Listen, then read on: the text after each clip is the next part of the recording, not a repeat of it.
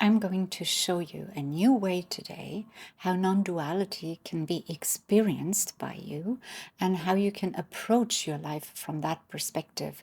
And I mean your daily life, okay? How you can practice non-duality. And I'm going to offer you a method that you may not have heard before.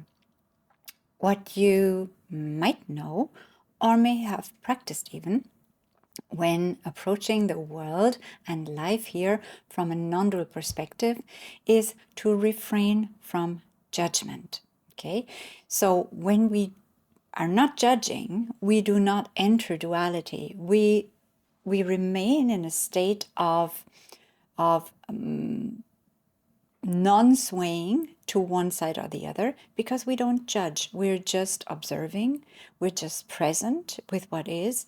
And this non-judgment allows us to live not in two, like not have one opposed to the other, but to have both in the same space, right? Non-duality. Non-duality means not two, but one. And the basis of this is the law of one. All is one. All happens within the consciousness, that one consciousness that we're part of. Nothing happens outside of it. So we still experience in this world duality and polarity. And this is a downfall for many seekers because they're saying, yes, I know all is one, but I don't experience it. I still walk around as a body, and there are other bodies out there, and I experience duality. I experience an outside and myself. I experience a world and me, or my inner world and the outer world. And they might have approached this from a place of non-judgment, but let's face it, non-judgment requires mastery, and it requires dedication and willpower and a strong dedication to the spiritual path, to remembering who you are and then living from that. But there is another way that you can practically experience non-duality today and even use polarity to get there. And this is what I would like to share with you today as a method. So what is it? How do we do this? Instead of, let's say you observe something in your day-to-day life. There is a situation, you're in it, you observe it, and you don't like it. Let's put it this way. Now, from a place of non-judgment, you would not judge this. You would see it for what it is. You would notice your preference, but you would not judge it, and you would not enter duality. Let's say that's not possible for you, because it's not possible for most people at a certain stage in evolution. It becomes possible when we truly enter our true state of beingness again. And most people are not there yet. So they judge, like judgment happens all the time, and it happens automatically because that's what the ego does. So we're talking about ego consciousness.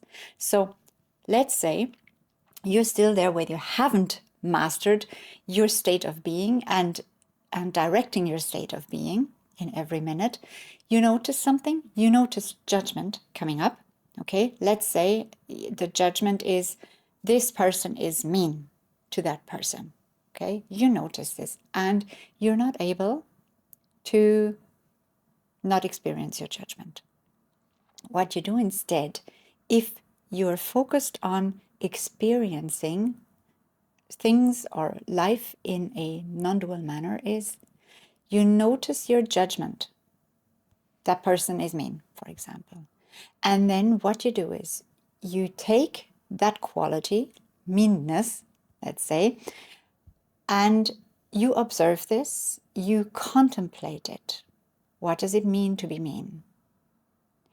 And then you take the opposite, which would be kind, for example, and you contemplate kindness. You contemplate meanness, and you contemplate kindness. You may not be able to do this straight away in the situation, but you do this then after the situation. If you're able to, in that moment, notice, oh, I'm judging mean. Then you go into mean. What do you associate with mean? What does mean mean? And then you look for the opposite, kindness. And you enter that, you look for the concept of kindness. And so instead of non-judgment, right, if that's too hard still, instead of that, you take two opposite concepts. That's why I'm saying we can use polarity to reach for unity, approach unity. And you hold both concepts simultaneously. So you are not preoccupied anymore with the person being mean, but you're looking at two concepts, mean and kind. And you can do this with anything out there in the world or anything within you. Whatever pops up, you find the opposite of that and you contemplate both. And you practice holding both simultaneously in a very observing way. So mean and kind. What does it mean?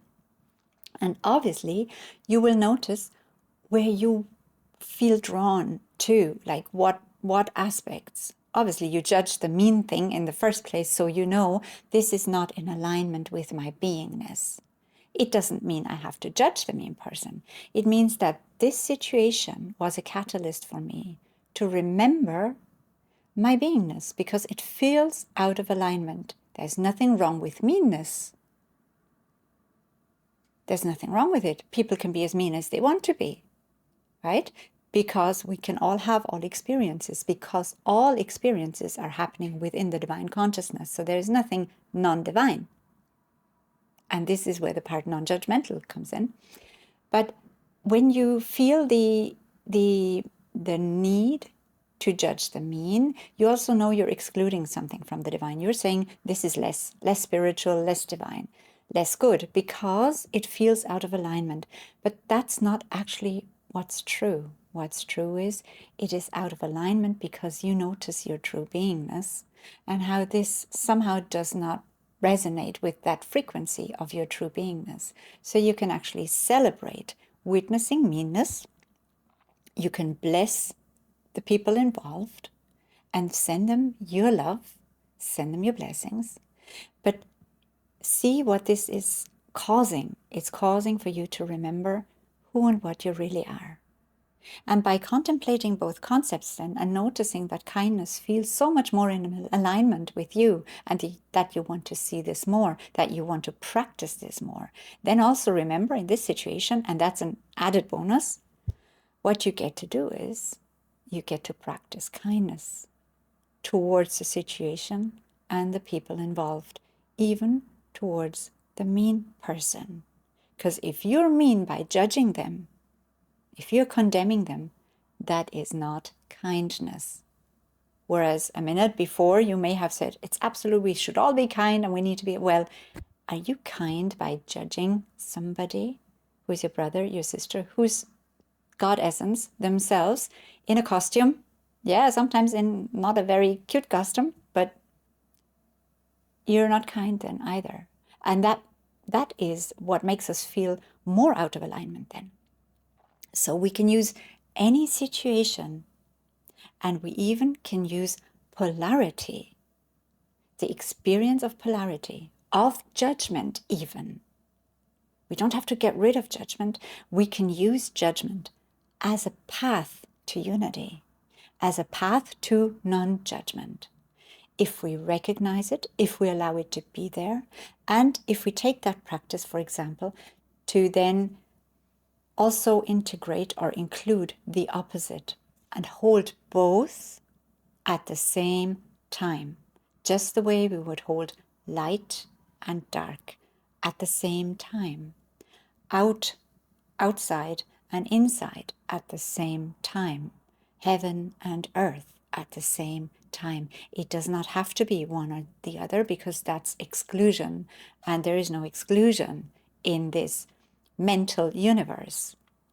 There is only inclusion because it all happens within the one consciousness.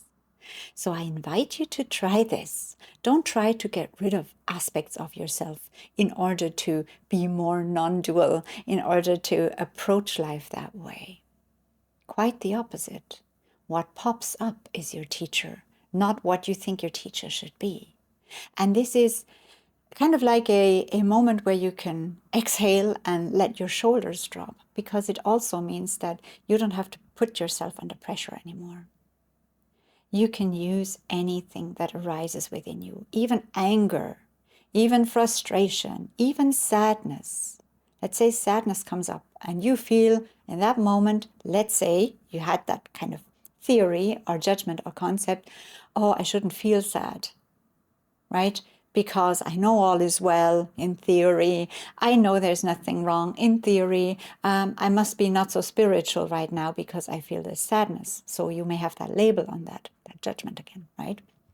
So instead, what you do is, instead of judging yourself then for feeling sad in the first place, you take the sadness, you allow it to be there, you look at it, you hold it, and then you take the opposite.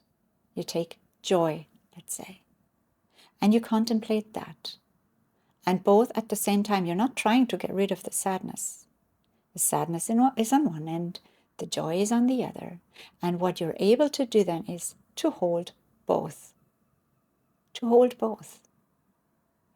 Because non-duality doesn't just mean a neutral way of looking at the world. It means holding different perspectives at the same time. Not having different aspects, but seeing all of them intertwined, seeing all of them connected. Not separating them, making them dual, putting them into 2 or 3 or 4, but having them as part of the same thing. And that thing is experience. It's experience. And each experience has different frequencies. And we get to choose, and this is really the path of enlightenment, we get to master frequencies, energies, to tune in, to refine our own essence to what is in alignment with us, what resonates the most. That's what it's about. It's not about nice concepts and about holy talk. Who cares? It's about living the oneness. And this means even inviting or accepting all that is not wanted or preferred in the moment. And instead of rejecting it, including the opposite and holding both at the same time, what's not preferred and what's preferred, and allow both to be there. And naturally, you will feel what you're more drawn to. And that's where you can put your focus and attention without having to get rid of the other. So try this and let me know how the experiment is going. If you go through your day trying to hold different perspectives. And what I've said now as well is you can do this with these 2 concepts, but in the end you can also widen yourself and open yourself up, because true wisdom also means that you hold multiple perspectives at the same time. You know for yourself which one resonates most, but you're able to see a situation from different viewpoints, and you understand each and every one of them. This is also achieved by being able to put yourself into someone else's shoes. They may have a completely different life path. They may have a completely different history. They may be a different age, different gender, different race.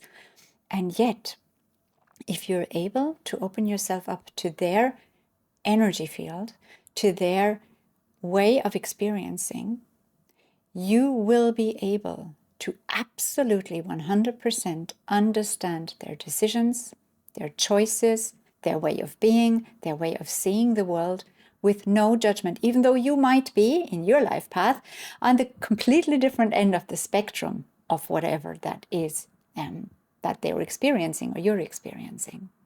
You would be able then to understand them if you're able to open up to multiple perspectives, not just to your own and to your limited life perspective. And this is true wisdom. And this goes then or leads into non-judgment, because when we truly understand someone, it's like we're walking in their shoes. It's like we are them. If we really see it from their perspective, we become them. And there is no more separation. And what's there to judge? Because it's you understanding from that viewpoint everything, and judgment leaves. It's the same with you. You understand completely why you made your choices, what drives you, what's important to you. You know this. And the same way that you try to put your own viewpoint to the side and open up to someone else's, you would understand it from their point of view. You would get it. And then there wouldn't be no judgment. The way you understand yourself, you would understand them. So this is what true wisdom is. And again, it's not being completely neutral. It's being understanding of all the various perspectives. It's not like having no perspective. It's like including multiple perspectives. And this will also facilitate a non-dual approach to life, because it's not black and white anymore. And it's not me and the world anymore. You experience oneness. Because you see all of these things are happening in this one consciousness that is not separated from you, quite the opposite. That is you experiencing yourself and all of this through you.